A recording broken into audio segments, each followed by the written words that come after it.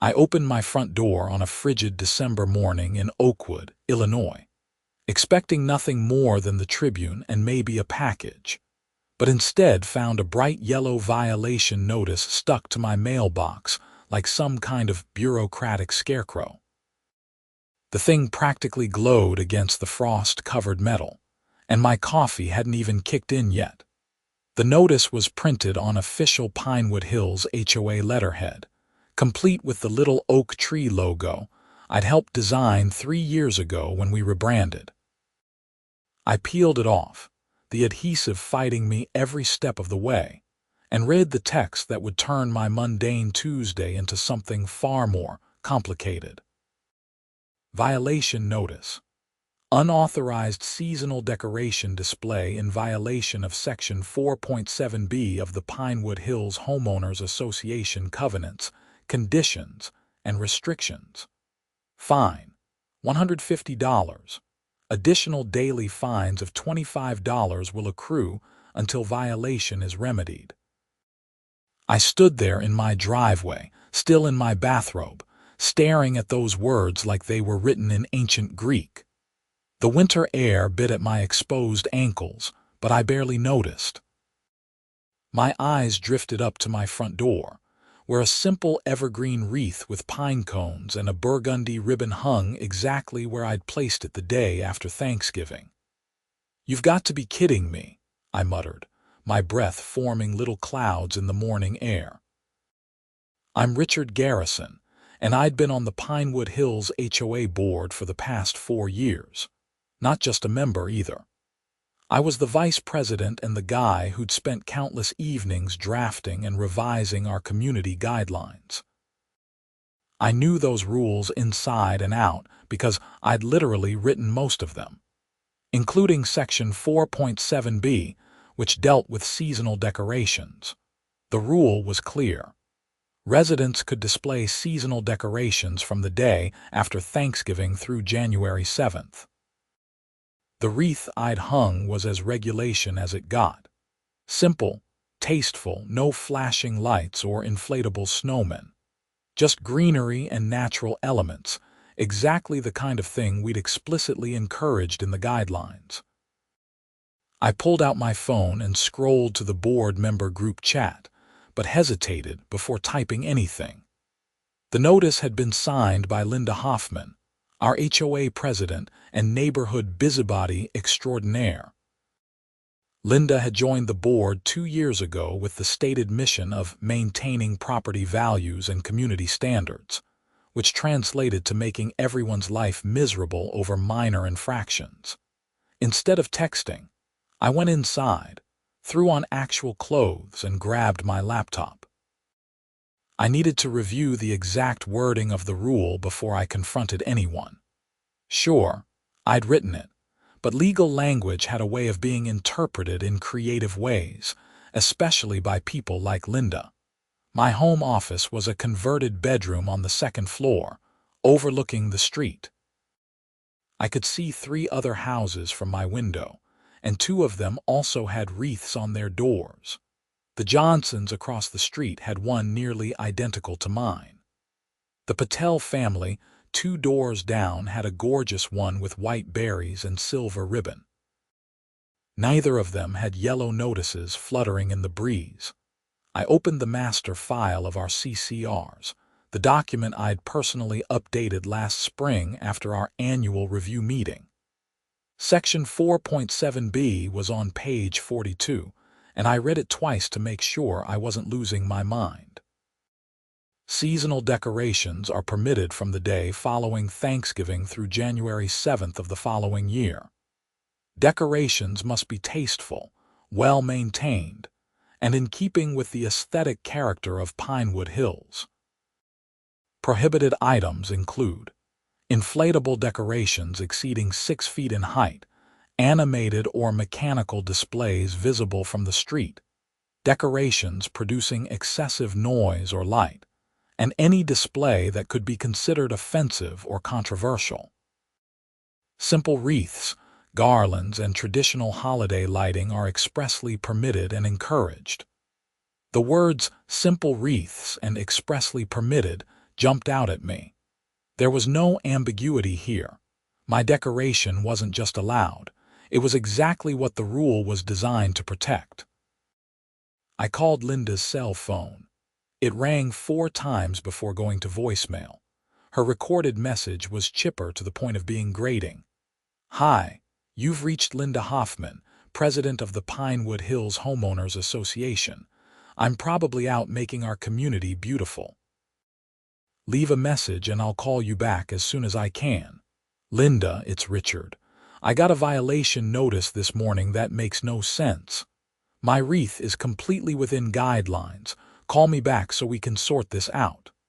I kept my voice level professional. No need to start a war over what was probably a misunderstanding. I spent the next hour working on actual job stuff.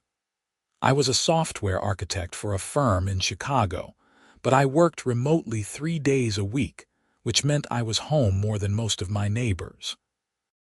It also meant I witnessed a lot of Linda's activities, like the time she'd measured the height of Tom Morrison's grass with an actual ruler, or when she'd taken photographs of the Hendersons' recycling bin because it was the wrong shade of green. My phone finally rang around 11. Linda's name appeared on the screen. "Richard, hi." Her voice had that syrupy quality that immediately put me on edge. "Got your message." "Yeah, about this violation notice. I'm pretty confused because my wreath is exactly the kind of decoration we allow under Section 4.7b. "Well, I'm afraid it's not that simple." She paused and I could hear papers rustling. "The rule states decorations must be in keeping with the aesthetic character of Pinewood Hills." "Right, and a simple evergreen wreath absolutely is." "That's subjective, Richard. I've received complaints from neighbors who feel your decoration is premature and sets a precedent for excessive holiday displays." I actually laughed. "Premature? I put it up the day after Thanksgiving. That's literally when the rule says we can start." "The spirit of the rule is about maintaining uniformity and preventing our neighborhood from looking like a Christmas wonderland." "Linda, I wrote that rule. I know what the spirit of it is, and wreaths are explicitly permitted. In fact, the document says they're encouraged." Her tone shifted, becoming cooler. "Are you questioning my authority as president to enforce community standards? I'm questioning a violation notice that contradicts our written guidelines. Did you find the Johnsons or the Patels? Because they have wreaths too. Their situations are different." "How?" "I don't need to justify every enforcement decision to you, Richard. The fine stands. Remove the wreath or the daily fees will continue to accrue." The call ended before I could respond. I sat there staring at my phone, a mixture of disbelief and anger rising in my chest. This wasn't about wreaths or rules. This was about something else entirely, and I was starting to piece together what that might be. 3 months earlier, at our September board meeting, Linda had proposed a special assessment of $500 per household to install decorative street lamps throughout the neighborhood. The cost estimate was inflated, and the contractor she'd suggested was owned by her brother-in-law. I'd been the only board member to vote against it, and I'd raised enough questions about the financial transparency that 2 other members had changed their votes. The motion had failed. Linda hadn't spoken to me outside of official board business since then. I pulled up my email and started drafting a formal response to the violation notice, citing the specific language of the CCRs and requesting an immediate hearing before the full board. It was bureaucratic warfare, but sometimes that was the only language people like Linda understood. Before I could finish the email, my doorbell rang. I headed downstairs, half expecting to see Linda on my porch ready to escalate things in person. Instead, it was my neighbor from across the street, Derek Johnson. "Hey Richard, you got a minute?" Derek was in his mid-40s, an accountant who commuted into the city every day. We'd bonded over our mutual love of terrible action movies and occasionally grabbed beers at the local pub. "Sure, come in." "What's up?" He stepped inside, glancing around like he was worried about being seen. "I saw you got a violation notice. Linda came by my house this morning and told me if I didn't take mine down, I'd get one too. She threatened you. Not in so many words, but yeah. She said there had been complaints and that the board was cracking down on excessive decorations. When I pointed out it was just a wreath, she said the rules were being reinterpreted to maintain community standards. I felt my jaw clench. The rules don't need reinterpretation. They're perfectly clear. I know, man, but I can't afford to fight with the HOA. My wife and I are trying to refinance right now, and any outstanding violations or disputes could mess that up. So I took it down. That's exactly what she's counting on, I said. People being too busy or too worried about the hassle to push back. Derek shrugged apologetically. I get it, but pick your battles, you know. It's just a wreath. After he left, I stood in my living room, looking through the window at his now bare front door. The Patels had also removed their wreath. In the span of a few hours, Linda had intimidated 2 households into compliance with a rule that didn't actually exist. I grabbed my coat and headed out. If Linda wanted to play games, she'd picked the wrong person to mess with. The Pinewood Hills HOA office was actually just a converted storage room in the community clubhouse, a building we mostly used for neighborhood events and the occasional board meeting. Linda had keys and treated it like her personal fiefdom, often spending hours there organizing files and updating the neighborhood Facebook page with passive-aggressive reminders about trash day and parking regulations. I found her behind the desk, typing on an ancient desktop computer that the HOA really needed to replace. She looked up when I walked in and her expression tightened. "Richard, I thought we'd resolve things on the phone." "We didn't resolve anything. You issued a bogus fine and threatened my neighbors into taking down legal decorations." "I did no such thing.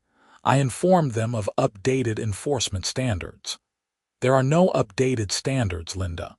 The rules haven't changed since last spring when we approved them." She folded her hands on the desk, her smile sharp. "As president, I have the authority to interpret gray areas in the CCRs. There's no gray area about wreaths. They're explicitly permitted. And I'm exercising my judgment that your particular display violates the aesthetic standards clause." I leaned against the doorframe, forcing myself to stay calm. "Let me guess. This is about the street lamp vote. This is about maintaining the quality of our neighborhood, something you seem increasingly uninterested in." "I'm uninterested in wasting residents' money on overpriced projects that benefit your family members." Her face flushed. "That's a serious accusation." "It's an accurate observation. And this," I pulled the violation notice from my pocket, "is retaliation. You're abusing your position because I voted against your pet project." Linda stood up, her chair scraping against the floor. "Get out of my office." "It's not your office. It's the HOA's office, which means it's every resident's office. I'm calling security." "We don't have security, Linda. This is a subdivision in Oakwood, not a gated fortress." She grabbed her phone, and for a moment I thought she might actually call the police. Instead, she held it up like a weapon. "Leave now, or I'll document this as harassment and bring it before the board." I left, but not because I was intimidated. I was already forming a plan, and it required more preparation than a shouting match in the clubhouse could provide. Back home, I started making calls. The first was to James Chen, our HOA treasurer and probably the most level-headed person on the board. James was a retired engineer who'd moved to Pinewood Hills 5 years ago and gotten involved in the HOA out of genuine civic interest rather than a desire for power. "Richard, hey, what's going on?" James sounded like he was outside, probably on one of his daily walks around the neighborhood. "Have you heard about Linda issuing violation notices for wreaths?" "Wreaths? No, that doesn't sound right." I explained the situation, including the fine, Linda's threats to other neighbors, and her creative interpretation of the rules. James listened without interrupting, which was one of the things I appreciated about him. "That's problematic," he said finally. "The president doesn't have unilateral authority to reinterpret the CCRs. Any clarifications or amendments need to go through the full board and, depending on the change, potentially be voted on by the general membership." "That's what I thought. Can you back me up on this?" "Absolutely." "This sounds like overreach. Want me to call an emergency board meeting?" "That would be perfect. And James, I think Linda's been holding a grudge since the street lamp vote. This might be part of a pattern." He sighed. "I was afraid of that. She's been pushing boundaries lately. Last week, she tried to tell me I couldn't approve a reimbursement request without her signature, even though the treasurer has independent authority over routine expenses. Document everything. We might need it." The emergency board meeting was scheduled for Friday evening, 3 days away. In the meantime, I had research to do. I spent Wednesday digging through our HOA's financial records, which as a board member I had full access to. James had uploaded everything to a shared cloud drive, and I started with the most recent 6 months of expenses. What I found made my stomach drop. There were dozens of small irregularities. Payments to contractors I didn't recognize for services that weren't detailed. Reimbursements to Linda for administrative expenses that lacked receipts. A $3,000 payment to a landscaping company that, when I looked it up, shared an address with Linda's home. None of it was smoking gun fraud, but together it painted a picture of someone who was getting comfortable using HOA funds as a personal piggy bank. I called James again. "Can you look at the expense reports from June through November, specifically anything Linda approved or was reimbursed for? Looking for something specific, just a hunch. Let me know what you think." An hour later, my phone rang. "Richard, we have a problem. There's at least $10,000 here that doesn't add up, maybe more." "That's what I thought. Can you do a full audit before the meeting?" "I'll stay up all night if I have to. If Linda's been embezzling, we need to know the full extent before we confront her." Thursday morning, I woke up to find my wreath on the ground. Someone had knocked it off my door and stomped on it. The evergreen branches were crushed, the ribbon torn, pine cones scattered across my porch. I stood there in my pajamas, looking at the destruction, and felt something shift from irritation to real anger. I took photographs from multiple angles, then checked my doorbell camera. The footage showed a figure approaching my house around 3 in the morning. They were wearing dark clothing and a hood, face obscured, but their build and movements seemed familiar. The person had yanked the wreath down, thrown it on the ground, and stomped on it before walking away toward the street. I couldn't prove it was Linda, but I had my suspicions. I posted the footage to the Pinewood Hills community Facebook group with a simple caption: "Someone vandalized my property at 3 a.m. If anyone has additional camera footage from the street, please let me know." The response was immediate. Within an hour, I had 30 comments, mostly from neighbors expressing shock and offering support. Several people mentioned they'd also been pressured to remove their wreaths. A few shared their own stories of questionable HOA fines and Linda's aggressive enforcement tactics. Sarah Martinez, who lived on the next street over, sent me a private message. "Linda fined me $200 last month because she said my mailbox was faded. I'd literally painted it in August. When I showed her photos proving it was fine, She said the photos didn't capture the true color and the fine stood.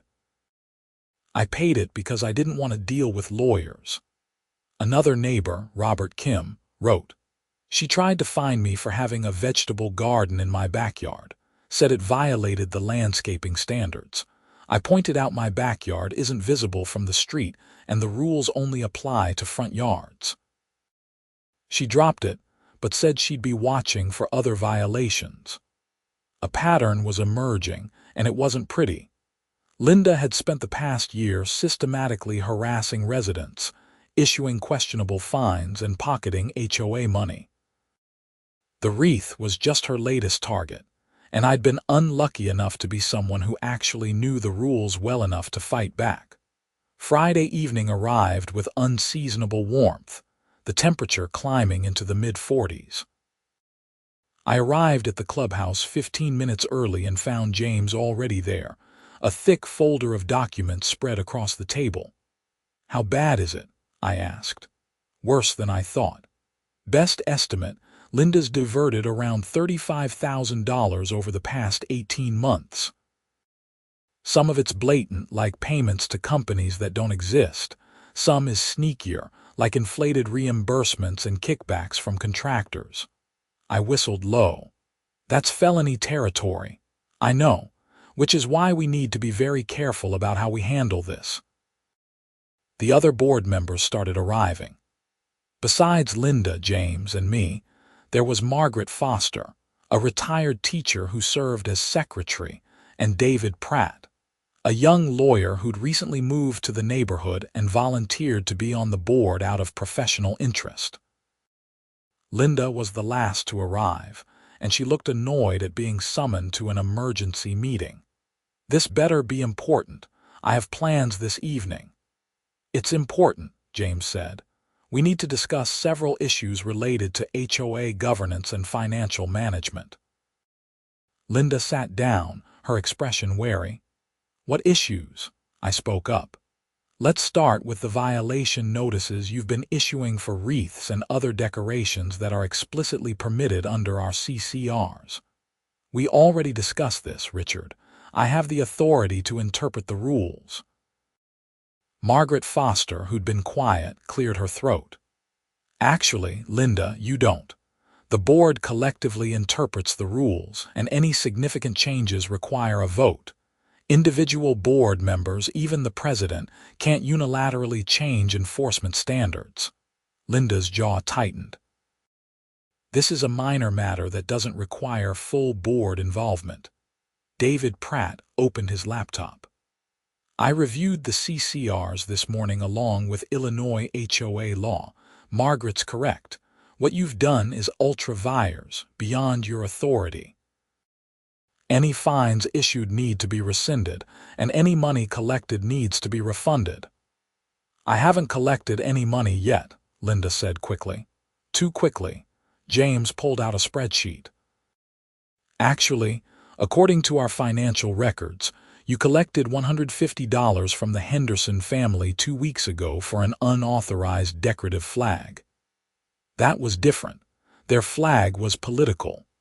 "It was an American flag," I said, "which is protected under both our CCRs and federal law. You had no authority to fine them, and you need to return that money."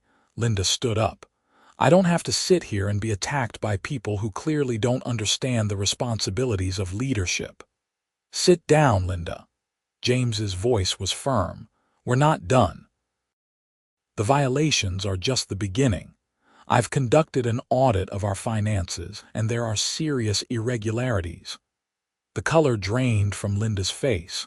"What are you talking about?" James slid copies of his audit across the table. "Over $35,000 in questionable expenses. Payments to non-existent contractors, reimbursements without receipts, what looks like kickback schemes with actual contractors. That's absurd. I've been meticulous with the finances." "Then explain this." James pointed to a line item. $3,000 paid to Hoffman Landscaping in July.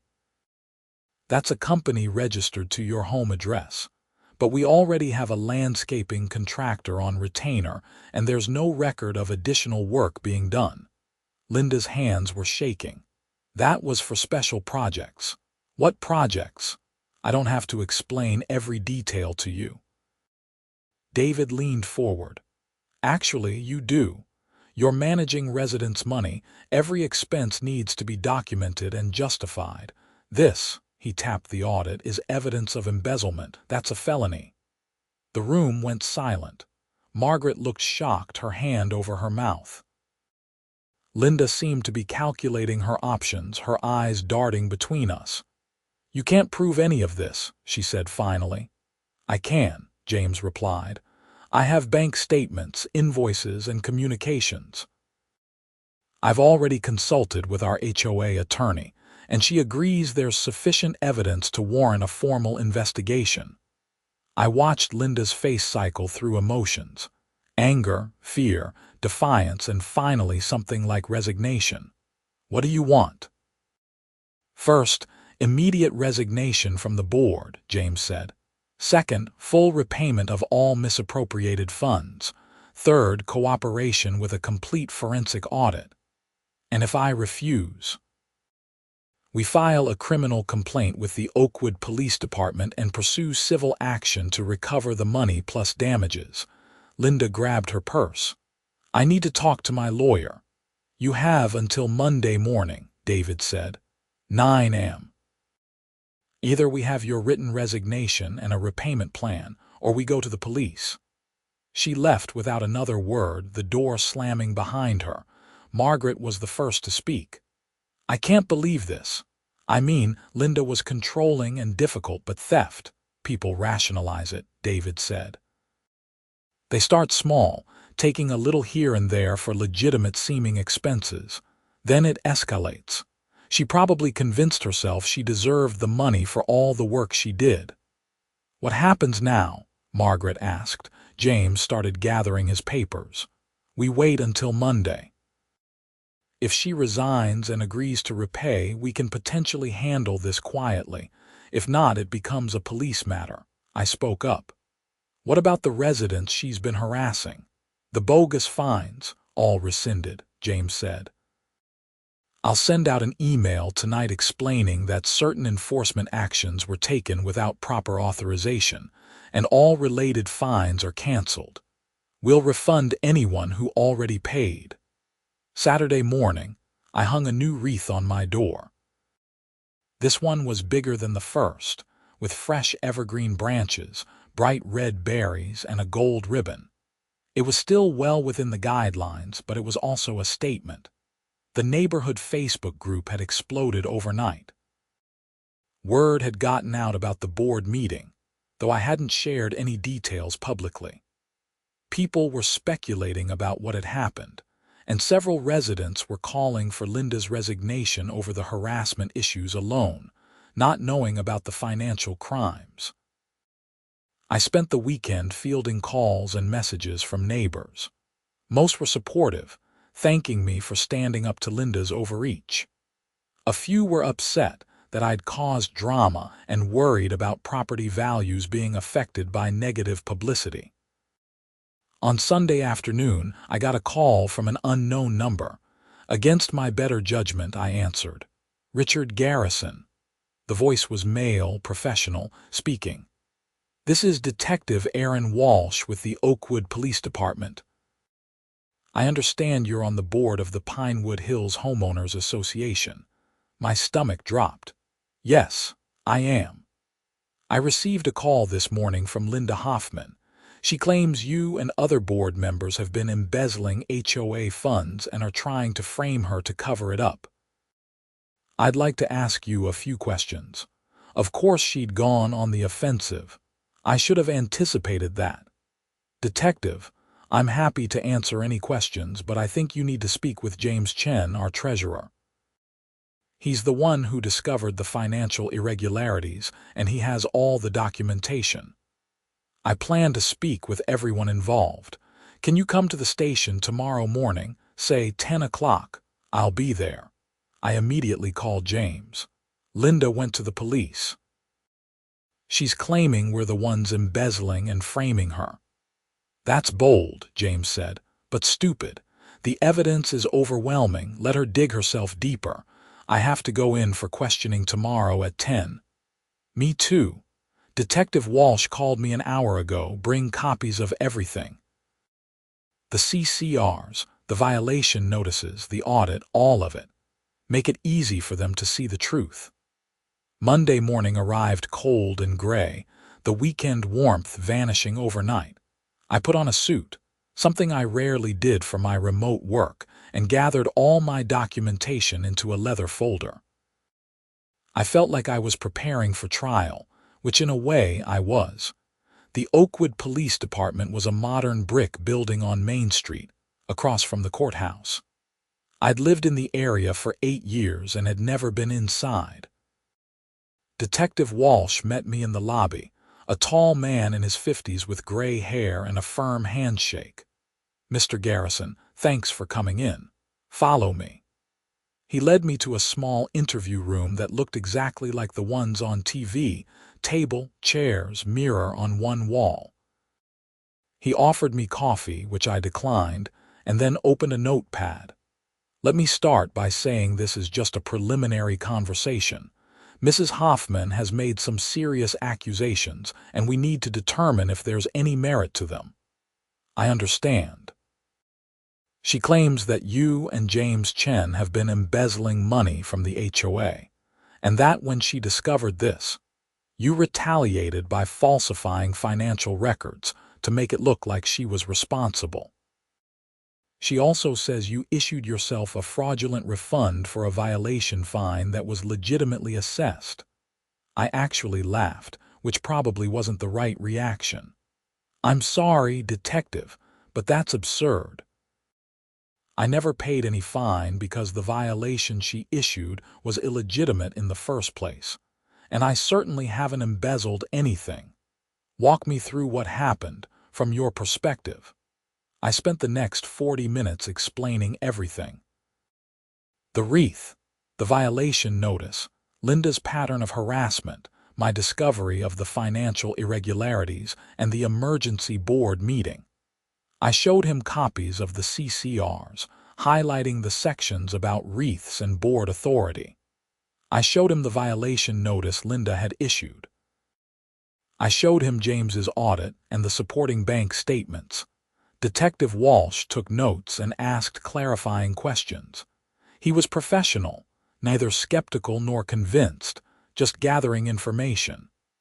"And you're saying Mrs. Hoffman has no authority to issue these violation notices on her own?" "Correct. The board collectively enforces the rules, and individual members can't unilaterally interpret or change them. She overstepped her authority, and when I challenged her, she escalated." "What about the money? Can you prove you haven't been involved in any financial mismanagement?"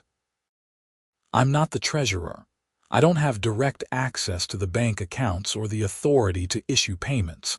James can show you that all the questionable transactions were authorized by Linda alone." He made another note. "Okay. I'll need to speak with the other board members and review all the financial documents. In the meantime, don't leave town or do anything that could be construed as interfering with the investigation. I'll be here." I left the station feeling drained. Being questioned by police, even as a witness rather than a suspect, was stressful in ways I hadn't anticipated. I called James, who'd been interviewed an hour before me. "How'd it go?" I asked. "Fine, I think. I gave Walsh copies of everything. The detective seemed smart." "I don't think he's buying Linda's story." "Me neither, but we're not out of the woods yet." "No, but we will be. The truth always comes out." I wished I had James's optimism, but years of dealing with bureaucracy had made me more cynical. The next few days were tense. The neighborhood was buzzing with rumors. Some people believed Linda's version of events, that I was a corrupt board member who'd been caught and was now trying to shift blame. Others believed me, especially those who'd been on the receiving end of Linda's harassment. The community Facebook group became a battleground, with heated arguments breaking out in the comments of nearly every post. Margaret Foster, bless her, posted a measured statement explaining that there was an ongoing investigation and asking everyone to withhold judgment until the facts were clear. It didn't help much. On Wednesday, Detective Walsh called and asked me to come back to the station. This time, he was joined by another detective, a woman named Rebecca Torres who specialized in financial crimes. "Mr. Garrison, thank you for coming back in," Detective Torres said. "We've completed our initial review of the HOA financial records, and I have some questions." My heart raced. "Of course. Can you explain this transaction from last February?" She slid a printout across the table. It showed a payment of $800 to a company called RG Consulting. I stared at it, confused. "I have no idea what that is. I don't run a consulting company."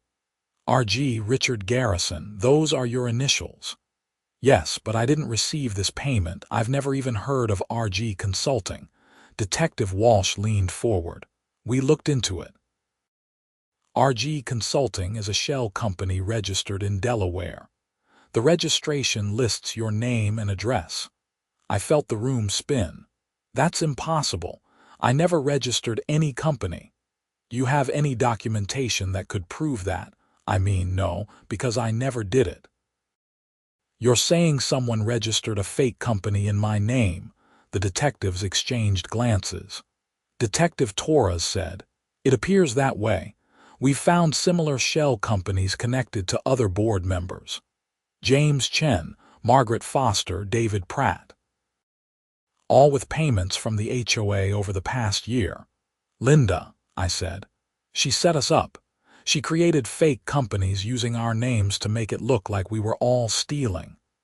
"That's one theory," Detective Walsh said. "Can you prove you didn't create RG Consulting?"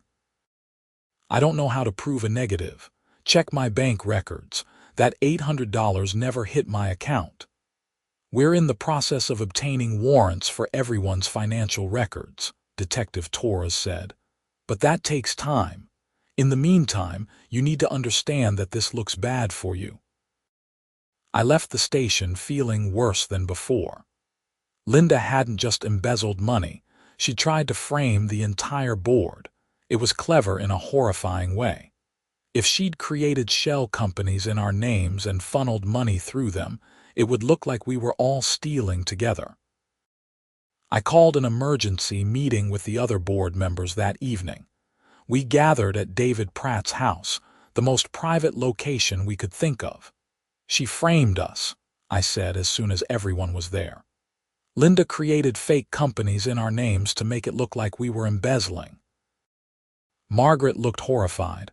"Can she do that? Isn't that illegal?" "Extremely illegal," David said. "Identity theft, fraud, false statements. She's committed multiple felonies." "But can we prove it?" James asked.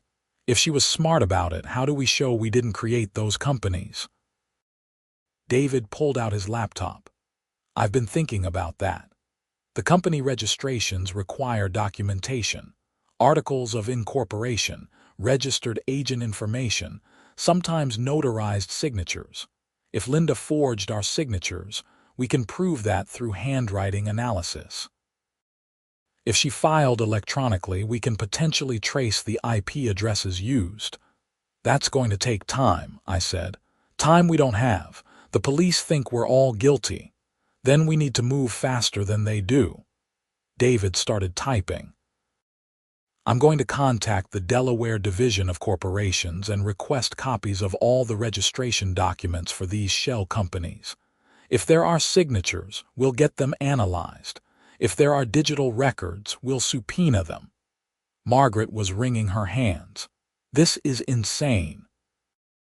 I retired to enjoy my life, not to be accused of crimes I didn't commit. "We're going to prove our innocence," James said firmly. "Linda got sloppy. She had to forge our information, and forgeries always leave traces." Over the next week, we became amateur detectives. David used his legal expertise to fast-track requests for corporate records. James analyzed every financial transaction, creating timelines and documentation showing that the money never actually reached any of us. I focused on the violation notices and Linda's pattern of harassment, building a case that she'd been abusing her authority long before the embezzlement came to light. The breakthrough came on Thursday afternoon. David got copies of the registration documents for RG Consulting and the other shell companies. Each one required a signature from the supposed owner. The signatures were forgeries, but more importantly, they'd been notarized by the same person, a notary public named Susan Hoffman. "That's Linda's sister," James said when David showed us the documents. "She lives in Naperville." "And she's a notary," David added, "which means Linda had her sister notarize forged documents.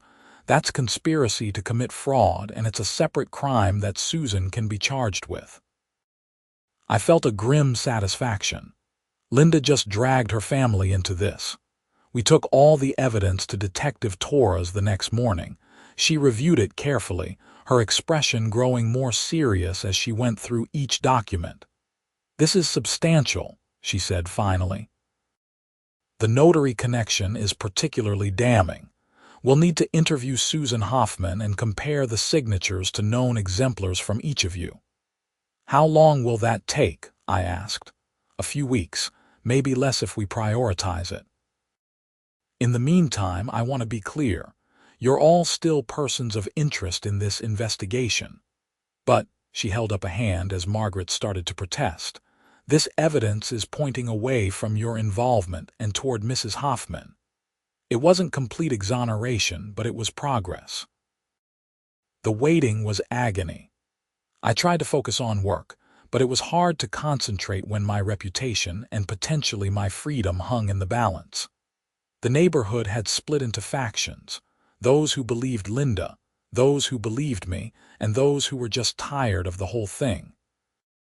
My wreath stayed on my door, a small act of defiance that felt increasingly important. Several neighbors who'd taken theirs down put them back up. It became a symbol of resistance against Linda's overreach. 3 weeks after our meeting with Detective Torres, I got a call from Detective Walsh. "Mr. Garrison, we've completed our investigation. Can you come to the station this afternoon?" "Am I being charged with anything?" "No. We've cleared you and the other board members. I want to update you in person on where things stand." I drove to the station with James, both of us silent with nervous anticipation. Detective Walsh and Detective Torres met us in a conference room this time, not an interrogation room. "First, I want to apologize for the stress this investigation has caused you both," Detective Torres began. "We had to follow every lead, but our forensic analysis confirms that neither of you, nor any of the other board members, were involved in the embezzlement." Relief flooded through me. "Thank you." "The signatures on the shell company documents were forgeries," Detective Walsh continued. "We confirmed that through handwriting analysis. Linda Hoffman's sister, Susan, admitted to notarizing the documents when we interviewed her. She claims Linda told her they were legitimate business registrations and that she had your permission. We don't believe that story, but it's weak enough that we're charging Susan only with notary fraud, not conspiracy." "What about Linda?" James asked. "Linda Hoffman has been arrested and charged with embezzlement, identity theft, fraud, and making false statements to police. The total amount she stole is approximately $42,000. She's currently out on bail, but she's facing significant prison time if convicted." I felt a wave of emotions, vindication, anger, and a strange sadness. "What happens now?" "The criminal case will proceed. You'll likely be called as witnesses. Separately, the HOA can pursue civil action to recover the stolen funds. Given that she posted bail, she presumably has access to money, though recovering the full amount might be difficult. Will she go to prison? James asked. That's up to the prosecutor and eventually a jury, but yes, it's likely. These are serious felonies with clear evidence. Most defendants in her position either plead guilty for a reduced sentence or go to trial and lose. We left the station feeling lighter than we had in weeks. The nightmare was over, at least the part where we were suspects. The next HOA board meeting was surreal. Linda's seat was empty, and we'd appointed an interim president, Margaret Foster, who'd served on the board longest after James. The meeting room was packed with residents who wanted to hear firsthand what had happened. Margaret called the meeting to order, and then turned the floor over to James, who explained the situation in clear, careful terms. He outlined Linda's embezzlement, the fraudulent shell companies, and the police investigation. He showed residents the audit and explained how we discovered the irregularities. The room erupted in questions and angry comments. People who'd been fined wanted their money back immediately. Others wanted to know how we'd let Linda get away with it for so long. A few accused us of being complicit or incompetent. I stood up. I understand everyone's angry. We're angry too. But let's be clear, Linda didn't just steal money. She systematically abused her authority, harassed residents, and when she was caught, she tried to frame the entire board.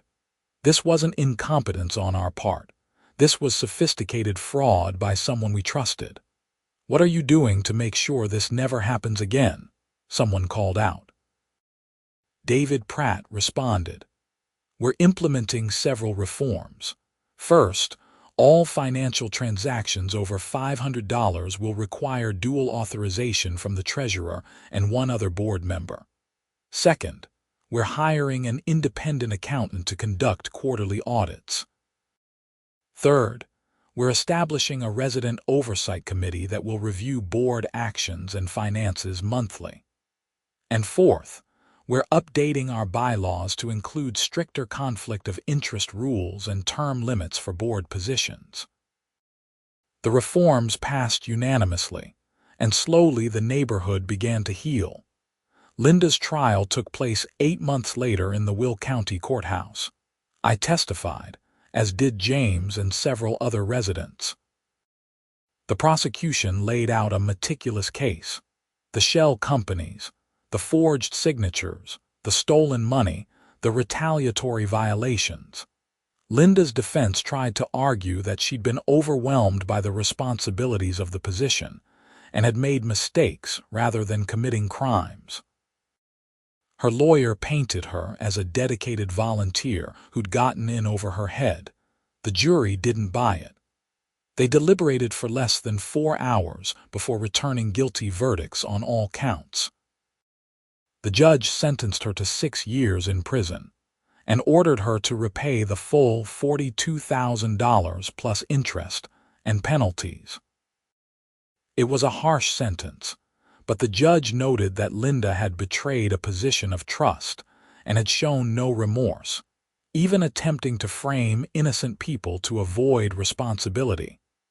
I sat in the courtroom as the sentence was read, watching Linda's face crumple.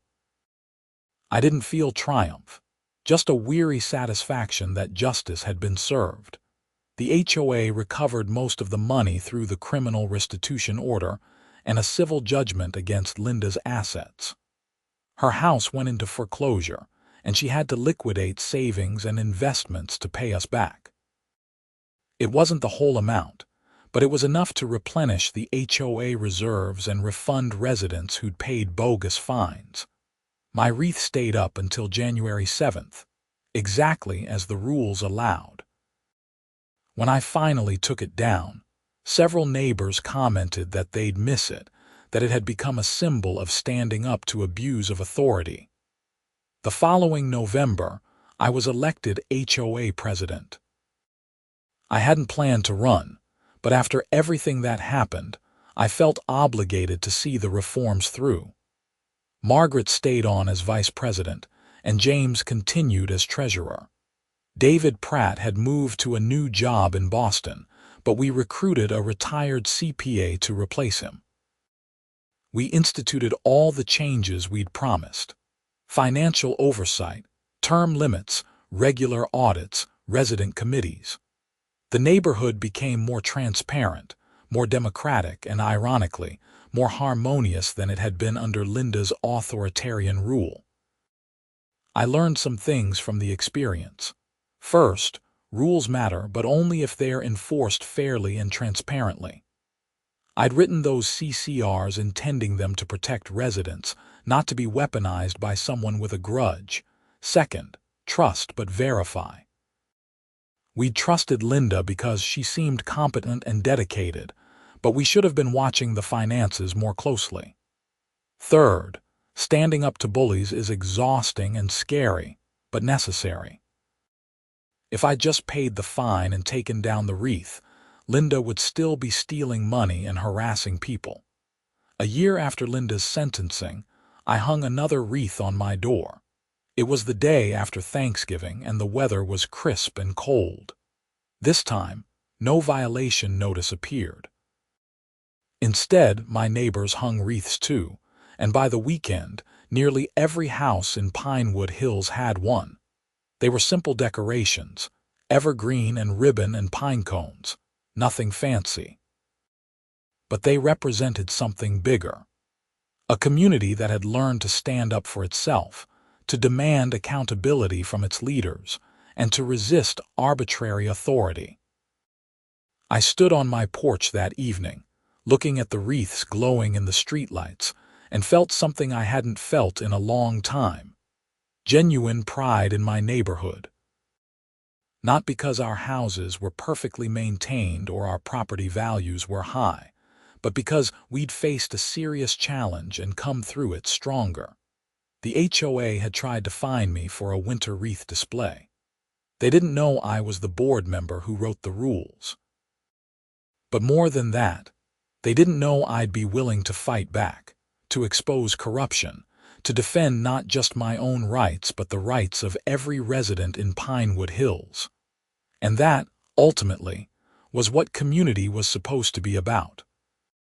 Not conformity enforced by petty tyrants, but cooperation built on mutual respect and fair rules fairly applied. My doorbell rang, pulling me from my thoughts. It was Derek Johnson from across the street, holding a bottle of wine. "Hey, Richard, thought you might want to celebrate 1 year of freedom from HOA tyranny." I laughed and invited him in. We spent the evening talking about everything except HOA business, which was exactly what I needed. The experience had aged me in some ways. I'd learned that people you trust can betray you, that systems can be corrupted, and that fighting for what's right is often lonely and difficult. But I'd also learned that most people are fundamentally decent, that truth does eventually prevail, and that communities can heal from even serious wounds. Pinewood Hills wasn't perfect. We still had disagreements about parking and landscaping and noise complaints. But we handled them differently now, with dialogue instead of dictates, with fairness instead of favoritism. And every winter, when I hang my wreath on the first day the rules allow, I remember that small acts of resistance matter. That standing up to injustice, even over something as trivial as a decoration, can ripple outward and create real change. Linda Hoffman is still in prison. She'll be eligible for parole in a few years, but I doubt she'll return to Oakwood. Her reputation is destroyed, her family relationships strained by the scandal. Part of me feels sorry for her. She could have been a good HOA president if she'd focused on serving the community instead of serving herself. But mostly, I just feel grateful that we caught her when we did, before she could do even more damage. The reforms we implemented became a model for other HOAs in the area. James was invited to speak at a county meeting about HOA governance, and several neighborhoods adopted similar oversight mechanisms. It turned out we weren't the only community dealing with board overreach and financial mismanagement. As for me, I served 2 years as HOA president and then stepped down, satisfied that we'd built something sustainable. I still live in the same house, still work remotely 3 days a week, and still hang a wreath every winter. But now when I look at that wreath, I don't just see a decoration. I see a reminder that democracy requires vigilance, that authority must be checked, and that sometimes the most important battles are fought over the smallest things. Because it was never really about the wreath. It was about whether one person could use a position of power to enforce her will on an entire community, to punish those who disagreed with her, and to enrich herself at everyone else's expense. The answer, as it turned out, was no. Not in Pinewood Hills, not on my watch. And that wreath, simple and traditional and completely within the rules I'd written, became a symbol of that answer. A quiet declaration that we would hold our leaders accountable, that we would insist on fairness and transparency, and that we would not be intimidated into silence. It's funny how something so small can mean so much, but that's the thing about symbols. They carry weight beyond their physical form. Every resident who hung a wreath after Linda's arrest was making the same statement. We are not afraid of you, we will not be bullied, and we will demand the community we deserve. I often think about that morning when I found the violation notice stuck to my mailbox. I was annoyed then, frustrated by what seemed like petty harassment. I had no idea it would lead to a criminal investigation, a trial, prison sentences, and wholesale reform of our community governance. Life is strange that way. The smallest incidents can cascade into major events. A wreath leads to a confrontation, which leads to an audit, which leads to the exposure of crimes, which leads to justice and change. And through it all, through the stress and the accusations and the uncertainty, I learned something about myself. I learned that I could stand up under pressure, that I could fight for what's right even when it was difficult, and that I valued principle over convenience. Those are lessons worth learning, even if the tuition was paid in stress and sleepless nights. Today, Pinewood Hills is a different place than it was when Linda Hoffman ruled with an iron fist disguised as concern for property values. We're more open, more democratic, and more genuine in our community spirit. People aren't afraid to speak up at meetings, to question decisions, to participate in governance. We're not perfect. No community is. But we're trying, and we're learning, and we're building something worth preserving. And every winter when the wreaths go up, I smile, because I know their story. I know what they represent. And I know that sometimes the most powerful form of resistance is simply refusing to back down from something you know is right. That wreath, simple evergreen and burgundy ribbon, changed everything. Not because it was special, but because it was the catalyst that exposed corruption and sparked reform. It was the right decoration at the right time, defended by someone who happened to know the rules and was willing to fight. I'm Richard Garrison, former HOA president, current board member, and the guy who wrote the rules that Linda Hoffman tried to twist into weapons. My story started with a violation notice that never should have been issued. It ended with justice served, reforms implemented, and a community stronger for having faced its demons. And it all started with a winter wreath that I absolutely, positively had the right to display. Because I wrote the rule that said so, and more importantly, because it was the right thing to do. The neighborhood is quiet tonight. Snow is falling, gentle and steady, covering everything in white. Lights twinkle from houses up and down the street. Wreaths hang on doors, symbols of celebration and defiance in equal measure. I stand at my window, coffee in hand, watching the snow accumulate. Tomorrow I'll shovel the driveway and salt the walkway. I'll check my email and attend meetings and do all the ordinary things that make up a life. But tonight, I just watch the snow and feel grateful. Grateful for neighbors who stood by me. Grateful for board members who chose integrity over convenience. Grateful for a justice system that, however slowly, worked the way it was supposed to. And grateful for a simple wreath that started it all. Because sometimes, that's all it takes. One person refusing to back down. One small act of resistance. One wreath hanging exactly where it belongs, defended by someone who knows the rules and refuses to let them be corrupted. That's how you change a community. That's how you demand better from those in power. That's how you build something worth having. One wreath at a time,